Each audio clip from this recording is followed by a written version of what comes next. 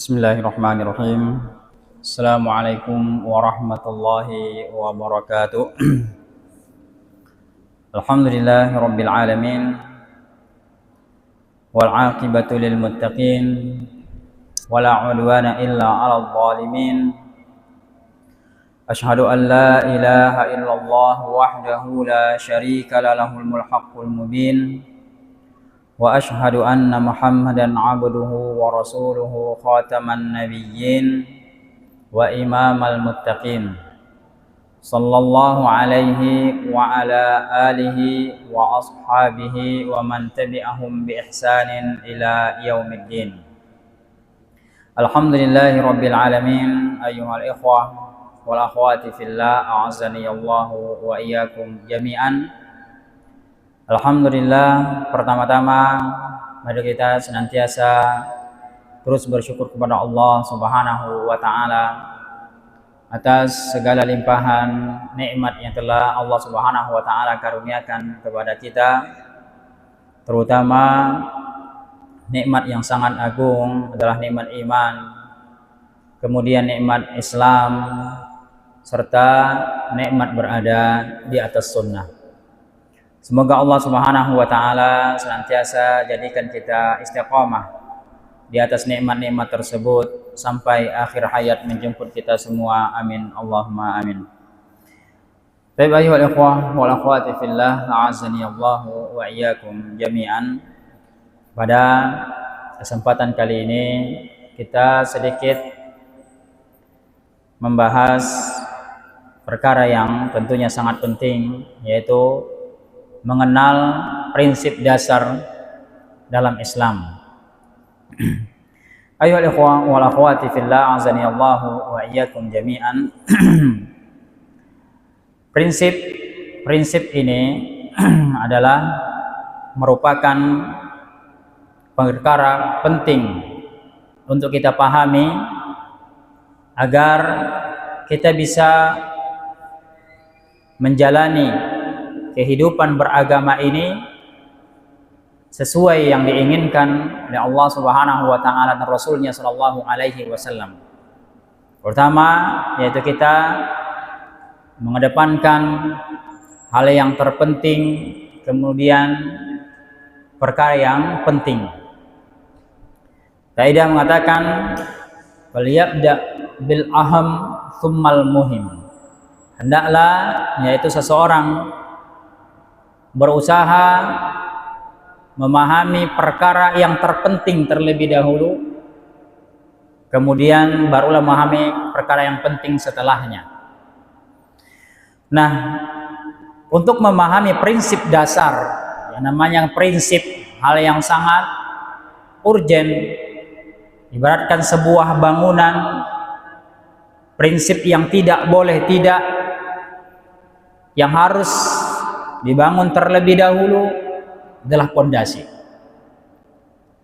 Ketika pondasi tersebut sudah dibangun, kemudian pondasi tersebut sudah baik dan benar, maka mudahlah kita yaitu membangun bangunan di atasnya. Tinggal kita membentuknya seperti apa. Maka untuk mengetahui prinsip-prinsip dasar ini adalah merupakan pondasi-pondasi yang harus kita pahami. Apakah hal tersebut? Di antaranya adalah kita harus memahami bahwa kita memiliki kewajiban untuk mensyukuri nikmat Islam yang Allah karuniakan kepada kita. Dengan apa kita mensyukurinya? Yaitu dengan kita mengamalkan Islam itu sendiri. Karena para ulama setelah meneliti ayat-ayat dan hadis-hadis Nabi Shallallahu Alaihi Wasallam, maka mereka menyimpulkan bahwa yang namanya bersyukur terhadap nikmat itu tidak keluar dari 3 perkara. Bahkan sebagian ulama menyebutkan ini merupakan rukun daripada syukur, yaitu yang pertama adalah kita i'tiraful qalbi, kita meyakini di dalam hati bahwa segala nikmat itu datangnya dari Allah Subhanahu wa taala. Kemudian yang kedua, at-tahaddutsu bil lisan. Kita banyak memuji Allah Subhanahu wa taala dengan lisan atas segala nikmat yang Allah karuniakan kepada kita. Dan nikmat tersebut tidak hanya berkaitan dengan materi. Nikmat tersebut tidak hanya berkaitan dengan harta. Tetapi nikmat yang sebenarnya ketika seseorang Allah Subhanahu wa taala karuniakan keistiqomahan di atas beragama yang hak ini. Ini kenikmatan yang paling besar yang Allah Subhanahu wa taala karuniakan kepada hamba-Nya. Itu nikmat Islam itu sendiri. Kemudian yang ketiga adalah kita mengamalkan atau bersyukur dengan anggota badan, yaitu dengan kita mengamalkan Islam ini. Dan inilah inti daripada syukur. Sebagian kaum muslimin hanya memahami syukur itu cukup mengucapkan alhamdulillah. Padahal ini hanya salah satu dari bagian dan pembuktian dan inti daripada hal tersebut adalah seseorang mengamalkan Islam ini, yaitu melaksanakan segala perintah Allah dan meninggalkan segala larangan Allah Subhanahu wa taala. Inilah bukti daripada syukur dia kepada Allah Subhanahu wa taala. Kemudian prinsip yang kedua yang perlu kita pahami, kita harus mengenal yaitu definisi Islam. Kita harus mengenal definisi Islam. Karena sebagian orang juga mereka tidak memahami Islam secara definisi atau Islam itu apa. Sebagian orang hanya memahami Islam itu adalah mengucapkan 2 kalimat syahadat, kemudian menunaikan salat, kemudian berpuasa atau menunaikan zakat, kemudian berpuasa, kemudian haji bagi yang mampu. Baik, ini tidak salah. Ini adalah rukun daripada Islam. Akan tetapi kalau ditanya Islam secara definisi itu apa, maka ulama menyebutkan Islam itu adalah al-istislamu lillahi bit-tauhid wal inqiyadu lahu bit-ta'ah wal bara'atu minasyirki wa ahli.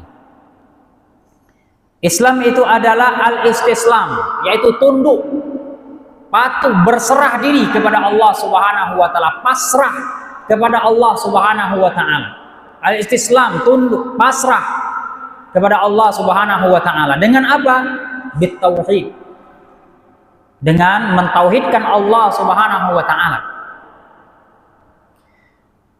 Kemudian wa inqiyadu lahu bit-ta'ah, kemudian tunduk, patuh kepada Allah dengan melaksanakan ketaatan kepadanya. Yaitu melaksanakan segala perintah Allah dan meninggalkan segala larangan Allah Subhanahu wa taala. Inilah Islam. Kemudian setelah itu wal bara'atu minasyirki wa ahli, serta berlepas diri dari segala bentuk kesyirikan dan pelakunya. Ini Islam. Inilah 2 kalimat syahadat yang mana rukun daripada 2 kalimat syahadat tersebut itu mencakup definisi Islam ini.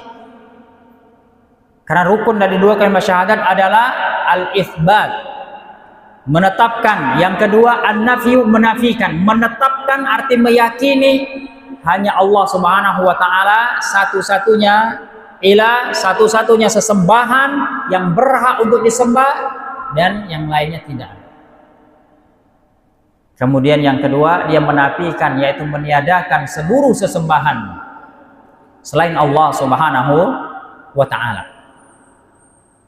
Maka ini mencakup kepada definisi Islam tadi, yaitu seseorang tunduk, berserah diri kepada Allah dengan mentauhidkan Allah, kemudian serta patuh dan taat kepadanya, kemudian meninggalkan segala bentuk kesyirikan dan pelakunya. Ayo ikhwan wal akhwati fillah, azani Allah wa iyyakum jami'an. Setelah kita memahami definisi Islam ini, maka kita harus paham bahwasanya pondasi terpenting di dalam kita beragama adalah mentauhidkan Allah Subhanahu wa taala. Dan para ulama menyebutkan inilah pondasi Islam. Makanya rukun Islam tadi yang 5, yang pertama kali adalah mengucapkan 2 kalimat syahadat. Dan ini kalimat tauhid, yang mana apabila satu dari atau rukun pertama ini tidak benar atau tidak dianggap oleh Allah Subhanahu wa taala, maka tidaklah bermanfaat rukun Islam yang 4 setelahnya. Kemudian jemaah sekalian, prinsip Islam yang ketiga, bahwasanya Islam memiliki karakteristik yang sangat baik, yaitu kita berusaha memahami karakteristik Islam. Ini tentunya luas. Di antaranya tadi, bahwasanya seseorang yang pertama kali yang dia harus pahami di dalam beragama ini, bagaimana ia mengesahkan Allah Subhanahu wa taala semata, atau mentauhidkan Allah Subhanahu wa taala, sama meninggalkan segala macam bentuk kesyirikan. Kemudian yang keempat,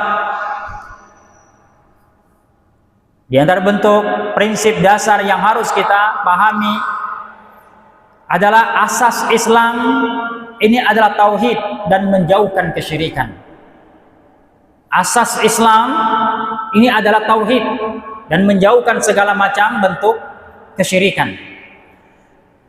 Setelah kita memahami ini, maka kita harus berusaha keras untuk mewujudkan tujuan daripada penciptaan Allah Subhanahu wa taala kepada makhluknya, terutama jin dan manusia ini, yaitu untuk beribadah kepada Allah Subhanahu wa taala dengan mentauhidkan Allah Subhanahu wa taala.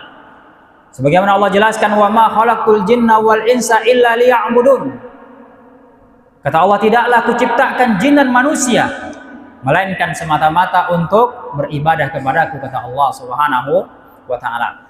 Sahabat Ibnu Abbas menjelaskan maksud dari beribadah sini yaitu mentauhidkan Allah Subhanahu wa taala. Beliau menjelaskan makna ya'budun ay yuwahhidun. Makna beribadah di sini yaitu mentauhidkan Allah Subhanahu wa taala. Karena ibadah tanpa tauhid tidak akan diterima oleh Allah Subhanahu wa taala. Sebagaimana kaidah dalam Islam menjelaskan, inna salata waz zakata wal hajja wa sa'iral ibadat la tasihhu idza lam tubna al asil aqidati as-sahihah. Sesungguhnya salat,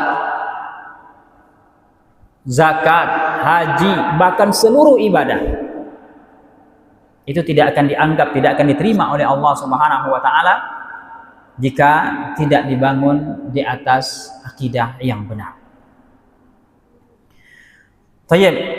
Kemudian prinsip yang ke-5, kita harus berusaha memahami keutamaan tauhid.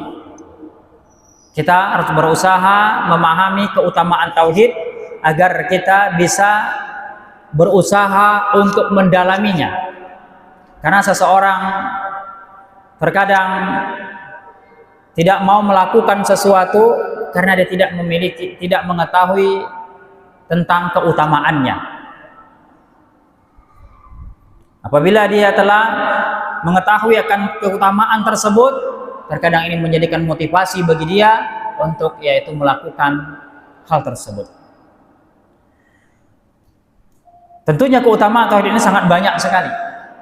Di antaranya yang sangat agung yang perlu kita perhatikan, Allah jelaskan sendiri dalam yang Allah jelaskan langsung dalam Al-Qur'an. Allah berfirman, alladzina amanu wa lam yalbisu imanahum bidzulmin ulaika lahul amnu wa hum muhtadun. Kata Allah Subhanahu wa taala, barang siapa sesungguh alladzina amanu, yaitu orang-orang yang beriman, yang mereka tidak mencampur adukkan keimanan mereka dengan kesyirikan, maka kata Allah Subhanahu wa taala, mereka pertama mendapatkan rasa aman. Mendapatkan rasa aman di mana? Mendapatkan rasa aman pertama di dunia dan juga rasa aman di akhirat.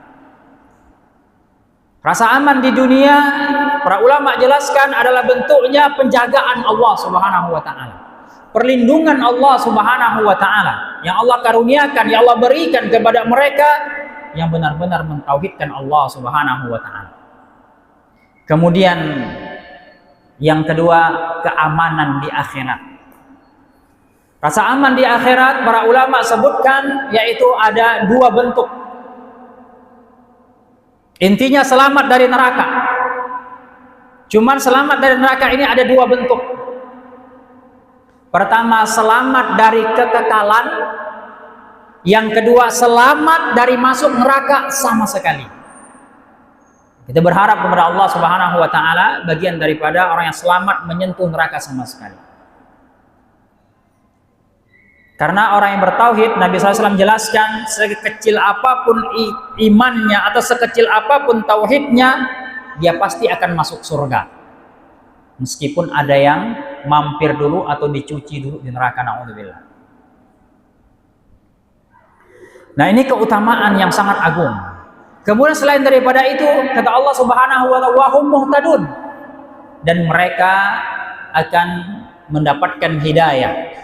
Mereka akan dibimbing oleh Allah Subhanahu wa taala kepada jalan yang istiqamah, kepada jalan yang hak, kepada jalan yang lurus sampai mereka bertemu kepada Allah Subhanahu wa taala.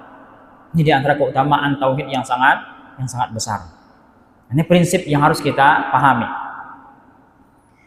Kemudian prinsip yang berikutnya, ayyuhal ikhwah wal akhwati fillah azanillahu wa iyyakum, kita harus benar-benar memahami bagaimana cara beriman kepada Rasul sallallahu alaihi wasallam dengan keimanan yang benar.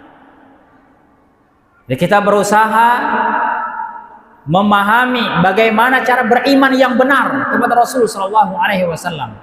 Karena sebagian orang tidak memahami cara beriman yang benar kepada Rasul sallallahu alaihi wasallam dengan keimanan yang salah. Ada sebagian mereka menganggap bahwa Nabi Shallallahu Alaihi Wasallam ini bisa mendengarkan hajat-hajat mereka, meskipun mereka berdoa kepada Nabi SAW ketika Nabi SAW telah meninggal dunia. Dan banyak lagi keyakinan-keyakinan tentang Nabi Shallallahu Alaihi Wasallam yang ini sejatinya mendatangkan kemurkaan Allah Subhanahu wa taala. Maka kita ayyuhal ikhwah wal akhwati fillah azanillahu wa iyyakum, kita harus berusaha memahami bagaimana cara beriman yang benar kepada Nabi sallallahu alaihi wasallam. Di antara yang asasi, di antara yang sangat urgen, sangat penting tentang keimanan kepada Rasulullah sallallahu alaihi wasallam adalah kita meyakini bahwasanya Nabi SAW ini adalah seorang Rasul. Kemudian setelah itu Nabi sendiri SAW menjelaskan Nabi ini Abdullah wa Rasuluh. Nabi itu hamba Allah sekaligus Rasulnya. Di sini para ulama menjelaskan bahwa ketika kita meyakini bahwa Nabi Muhammad ini seorang hamba, maka kita tidak boleh menyembah Rasul sallallahu alaihi wasallam. Nabi SAW sendiri menjelaskan, ana bashar, aku ini manusia biasa seperti kalian, kata Rasul SAW. Dan Allah jelaskan juga di situ dalam surat Al-Kahfi, di akhir surat Al-Kahfi Allah jelaskan bahwa Nabi SAW itu hanya manusia biasa. Tapi Nabi SAW memiliki keistimewaan yang wajib kita muliakan, yang wajib kita hormati, yang wajib kita imani, yaitu beliau adalah seorang Rasul yang memiliki 4 konsekuensi yang wajib untuk kita yakini. Apa itu? Yaitu adalah ta'atuhu fima amar, kemudian tasdiquhu fima akhbar, wajtinabu ma naha anhu wa zajar. Kemudian yang keempat, alla yu'badallah illa bima syara'a. Nah, ini hal terpenting yang harus kita pahami ketika kita meyakini bahwa Nabi Muhammad itu adalah utusan Allah Subhanahu wa taala, atau keimanan yang sangat dasar yang harus kita yakini.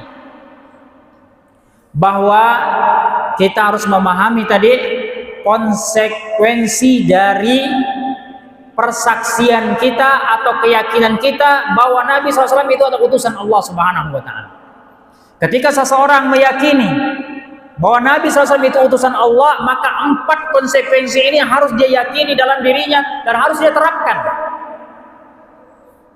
Apa itu? Yang pertama tadi, wajib taat kepada Rasul Shallallahu Alaihi Wasallam. Kita wajib mentaati perintah Rasul Shallallahu Alaihi Wasallam. Kemudian yang kedua, kita wajib meninggalkan segala larangan Rasul Shallallahu Alaihi Wasallam. Kemudian yang ketiga, yaitu kita wajib membenarkan segala berita yang beliau bawa, baik berita berkaitan dengan orang-orang terdahulu atau kejadian-kejadian terdahulu atau kejadian-kejadian yang di masa akan datang. Semuanya wajib untuk kita imani. Kemudian yang terakhir, ini tak kalah penting ya ikhwah sekalian, yaitu alla yu'badallah illa bima syara'a. Hendaklah kita tidak beribadah kepada Allah kecuali hanya dengan sesuatu yang beliau syariatkan. Kita kewajiban kita hanya mencontoh beliau sallallahu alaihi wasallam, karena memang Allah jadikan Nabi SAW itu sebagai suri teladan. Sebagaimana Allah katakan, laqad kana fi Rasulillah uswatun hasanah. Sungguh pada diri Nabi SAW itu terdapat teladan yang baik kata Rasulullah SAW. Allah sendiri juga perintahkan kepada kita untuk mentaati beliau. Wa ma atakumur rasulu fakhudhu wa ma nahakum anhu fantahu, kata Allah Subhanahu wa taala. Apa yang Nabi perintahkan kata Allah Subhanahu wa taala maka laksanakanlah, dan apa yang Nabi larang maka tinggalkanlah. Allah juga berfirman, atiullaha wa atiur rasul. Taatlah kepada Allah dan taatlah kepada Rasul sallallahu alaihi wasallam. Ini prinsip yang harus kita pegang dalam kita mengimani bahwa Rasul sallallahu alaihi wasallam itu adalah utusan Allah Subhanahu wa taala. Kemudian ayuhal ikhwah wal akhwati fillah, prinsip yang berikutnya yang harus kita pahami adalah kita harus mengerti tentang pengertian ibadah dalam Islam. Jadi apa itu yang dimaksud dengan ibadah? Ibadah dalam Islam, kita paling mengetahui ya ibadah itu ya sholat, ya puasa, yang semisalnya. Maka ini tentunya tidak salah karena itu bagian daripada ibadah. Tapi ketika kita ditanya apa itu ibadah secara definisi, maka akhirnya jemaah sekalian, kita itu penting untuk memahami definisi dari sesuatu. Karena ini untuk mengenal sesuatu tersebut. Misalkan kita disebutkan motor itu apa? Oh, motor ini begini, sini begini. Fungsinya begini, itu definisi. HP, oh HP itu begini, fungsinya begini, dan seterusnya. Nah, segala sesuatu itu dikenal dengan definisinya. Maka demikian pula ibadah. Apa itu ibadah? Kalau kita paham definisi ibadah, maka kita tidak sembarangan mengatasnamakan sesuatu itu ibadah.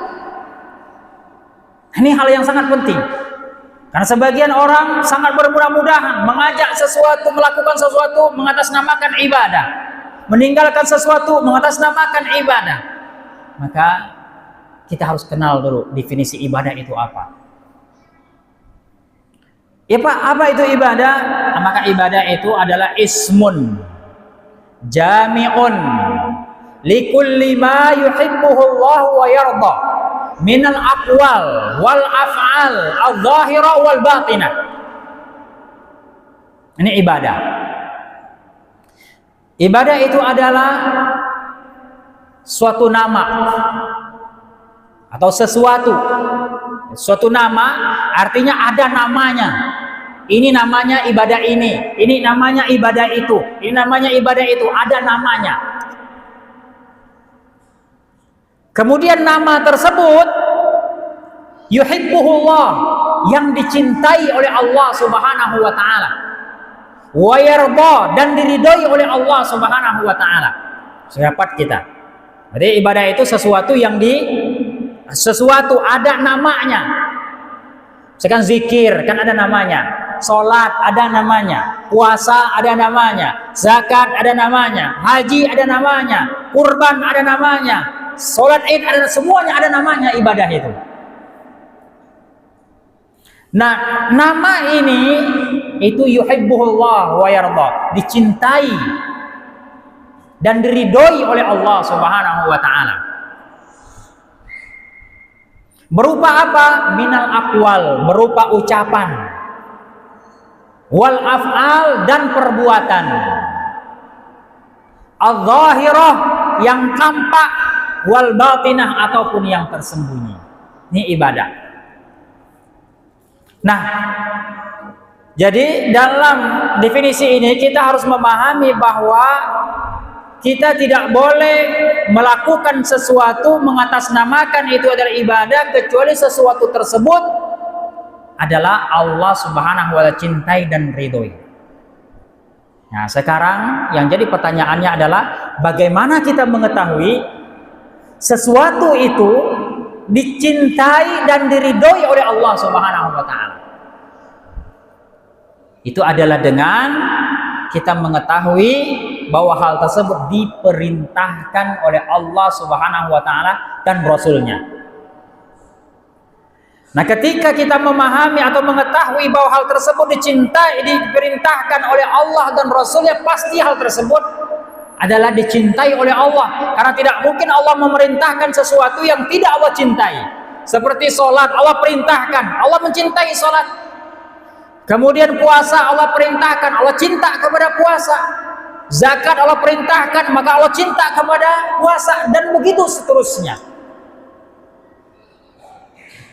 Nah, kembali lagi, untuk mengetahui sesuatu ini diperintahkan oleh Allah Subhanahu wa taala, bagaimana caranya? Kita mengetahui dalilnya.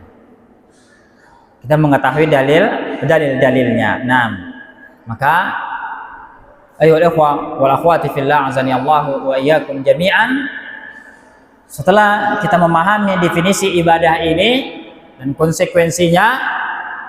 Definisinya tadi sesuatu yang Allah cintai dan Allah ridhoi, baik berupa ucapan dan perbuatan yang tampak maupun yang tersembunyi. Nah, untuk dia itu mengetahui hal tersebut adalah kita harus melihat dalilnya. Harus melihat kepada dalilnya. Ketika tidak ada diterangkan, tidak ada keterangan dalilnya, maka hal tersebut bukanlah yaitu namanya ibadah. Kembali lagi kita untuk memahami ini tidak lain dan tidak bukan ya kita harus belajar ilmu agama ini. Kemudian prinsip yang berikutnya oleh ikhwah wal akhwati fillah azani Allah wa iyyakum jami'an, kita harus memahami bahwasanya satu-satunya agama yang hak yang diterima di sisi Allah Subhanahu wa taala itu adalah Islam. Selain daripada Islam, maka hal tersebut tidak diterima oleh Allah Subhanahu wa taala. Ini prinsip untuk kita tanamkan dalam diri kita, kepada keluarga kita, agar kita tidak terjerat kepada pemahaman-pemahaman yang mengatasnamakan atau mengatakan bahwasanya semua agama itu sama. Karena Allah Subhanahu wa ta'ala dalam hal ini sangat tegas. Allah jelaskan dalam surah Ali Imran, "Inna dina 'indallahil Islam." Sesungguhnya agama di sisi Allah Subhanahu wa ta'ala hanyalah Islam. Allah jelaskan dalam ayat yang lainnya, "Wa may yabtaghi ghairal islami fala yuqbala min." Barang siapa yang mencari agama selain agama Islam, maka yaitu kata Allah Subhanahu wa ta'ala tidak diterima hal tersebut. Maka ini kita harus pahamkan kepada diri kita, kepada keluarga kita, bahwasanya satu-satunya agama yang diterima oleh Allah Subhanahu wa ta'ala itu adalah Islam. Kemudian ayyuhal ikhwah wal akhwati fillah, azani Allahu wa iyyakum jami'an. Di antara prinsip yang berikutnya yang perlu kita pahami adalah bahwa Islam sangat-sangat menekankan kepada kita untuk berakhlak mulia, menerapkan akhlakul karimah. Karena ini diantara tujuan Nabi Shallallahu Alaihi Wasallam diutus. Kata Nabi Sallallahu Alaihi Wasallam, "Innama utitu wa innama bu'ithu bimakarimil akhlak, liutammima makarimal akhlak." Kata Nabi Sallallahu Alaihi Wasallam, sesungguhnya aku diutus untuk menyempurnakan yaitu akhlak yang mulia. Karena ayo ikhwah jamaah sekalian, di antara adab kebiasaan orang-orang Arab, mereka memiliki banyak akhlak yang mulia. Dan Nabi SAW diutus diantara untuk menyempurnakan hal tersebut, karena ada sebagiannya yang tidak baik, ada sebagian yang sudah baik. Di antaranya yaitu orang Arab terdahulu, mereka punya kebiasaan sangat memuliakan tamu. Bahkan di antara mereka ada yang dituliskan dalam kitab-kitab adab.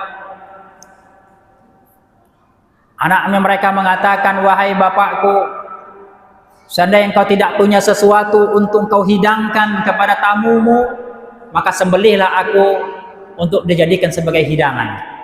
Subhanallah. Nah, Islam datang diantara untuk menyempurnakan ini. Dan sebagian mereka telah memiliki yang baik. Tinggal yaitu bagaimana untuk disempurnakan. Tentang hal ini Nabi SAW sangat menekankan bahwa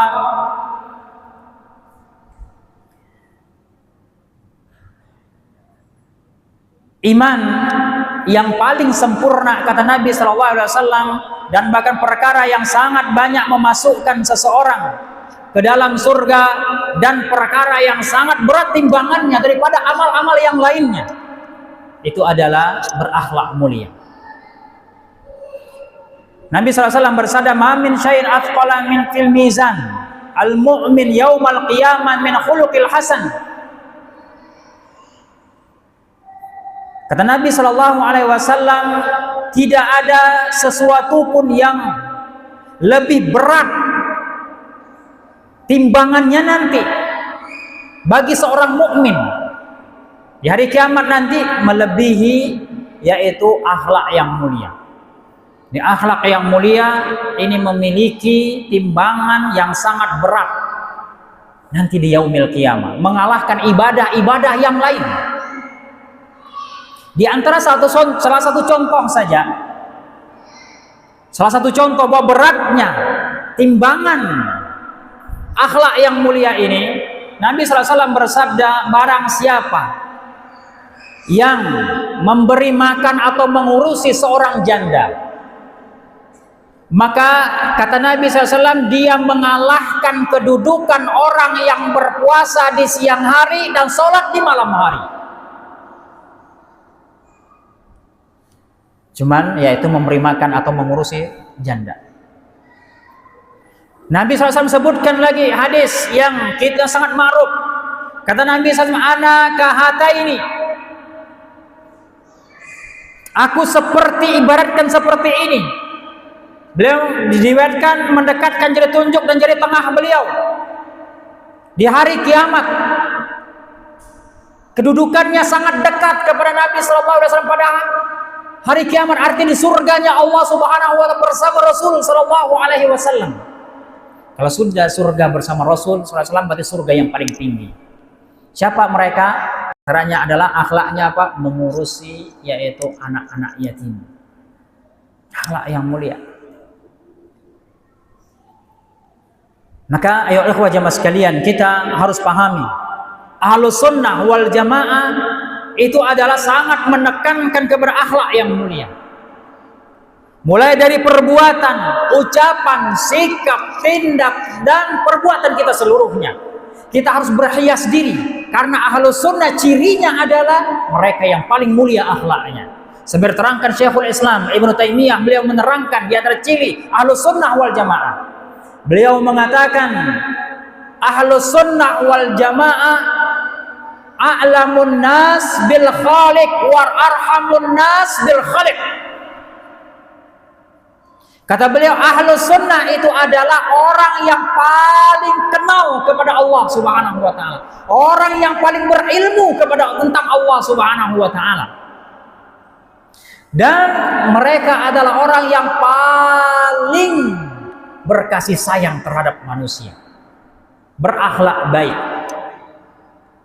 Kalau kita lihat bagaimana biografi para ulama, bagaimana akhlak mereka, salah satu contoh Syekhul Islam Ibnu Taimiyah. Suatu ketika beliau dikabarkan musuh bebuyutan beliau di dalam dakwah itu meninggal, yang menyebabkan Syekhul Islam dipenjara, difitnah. Syekhul Islam difitnah dengan tuduhan-tuduhan yang keji yang tidak beliau lakukan. Dia berhasil menghasut yaitu penguasa, kemudian Syekhul Islam dipenjara. Kemudian musuh besarnya ini di dalam dakwah ini, musuh buyutannya kemudian dikabarkan meninggal dunia. Sebagai ada murid yang menyampaikan kepada beliau, wahai imam, berbahagialah engkau karena musuh buyutanmu telah meninggal dunia. Terus apa kata Syekhul Islam? Apakah beliau sujud syukur? Ternyata tidak. Mendapatkan kabar gembira tersebut, dia mengatakan, apakah engkau bergembira dengan meninggalnya seorang muslim? Kemudian beliau datangi takziah ke rumah orang tersebut dan mengatakan kepada anak-anaknya, wahai anak-anakku, sesungguhnya orang tuamu telah meninggal, maka jadikanlah aku pengganti daripada orang tuamu. Ketika ada sesuatu, adukan kepadaku. Subhanallah. Adakah kita sanggup melakukan hal seperti itu? Kalau kita jangankan mau mendatang mentakziah, dan kita akan sujud syukur ketika mendengar ada orang yang musuhi kita meninggal dunia. Ini akhlak. Kemudian Syekh bin Baz rahimahullah, beliau suatu ketika ada seorang pemuda yang tidak sopan kepada beliau di majelis beliau, di majelis besar. Sampai-sampai polisi yang menjaga di situ sudah sangat geram dan sudah melihat kepada Syekh bin Baz, tinggal menunggu perintah. Suruh tangkap dan seterusnya. Tapi Syekh bin Baz tidak. Kemudian berapa waktu kemudian terdengar berita bahwa pemuda ini meninggal dunia. Disampaikan kepada Syekh bin Baz, wahai Syekh, pemuda yang kemarin yang sikap yang kurang sopan di hadapan umum kepada Anda itu telah meninggal dunia. Maka apakah beliau mengatakan alhamdulillah? Tidak. Maka beliau minta diantar di kuburannya. Kemudian dikatakan beliau mendoakan di sana pemuda tersebut lebih kurang setengah jam. Beliau mendoakan pemuda tersebut di kuburannya. Ini akhlak. Ayo jemaah sekalian, terkadang sebagian orang melihat bahwasanya akhlak ini setelah mereka yaitu mengenal sunnah, maka terkadang ini sebagian mereka menjadi berubah. Justru akhlak ahlus sunnah, semakin dia mengenal sunnah maka dia semakin baik kepada keluarganya, kepada tetangganya, kepada masyarakatnya. seluruhnya. Kita harus mampu membedakan mana yang dikatakan mudahana, mana yang dikatakan mudharah. Mudahana yaitu berlemah lembut dengan mengorbankan agama. Ini yang tidak boleh dalam Islam. Kemudian mudharah yaitu sikap ramah atau berlemah lembut tidak mengorbankan agama. Artinya dalam sesuatu yang mubah, hal yang dibolehkan, kita berbaur, kita bermasyarakat, kemudian kita yaitu mengedepankan akhlak mulia bahwa kita yang terbaik. Kita tunjukkan bahwasanya inilah Islam, inilah akhlak Islam, inilah akhlak yang diajarkan Nabi Shallallahu Alaihi Wasallam. Karena Nabi SAW telah direkomendasi oleh Allah Subhanahu Wa Taala memiliki akhlak yang mulia. Kata Nabi Shallallahu Alaihi Wasallam, Allah Subhanahu Wa Taala, la'allaka laqul innaka la'ala khuluqin azim. Engkau wahai Muhammad memiliki, yaitu sungguh engkau wahai Muhammad memiliki akhlak yang sangat mulia. Betapa banyak orang-orang masuk Islam karena melihat kemuliaan akhlak Nabi Shallallahu Alaihi Wasallam. Maka Syekh Albani rahimahullah menjelaskan, zaman kita ini, kata beliau, Ahlus Sunnah sangat memerlukan akhlak yang mulia. Karena betapa banyak orang-orang yang tidak mau mendekat kepada Ahlus Sunnah dengan tuduhan ini. Kita harus buktikan bahwa Ahlus Sunnah adalah memiliki orang yang memiliki akhlak yang paling mulia. Ini prinsip. Ini harus kita pahami, ini harus kita terapkan, kita harus kuat. Baik, jemaah sekalian, karena waktu kita telah habis, maka kita cukupkan sampai di sini. Semoga bermanfaat. Kita tutup dengan doa kafaratul majelis. Subhanakallahumma wa bihamdika, asyhadu an la ilaha illa anta, astaghfiruka wa atubu ilaik. Assalamualaikum warahmatullahi wabarakatuh.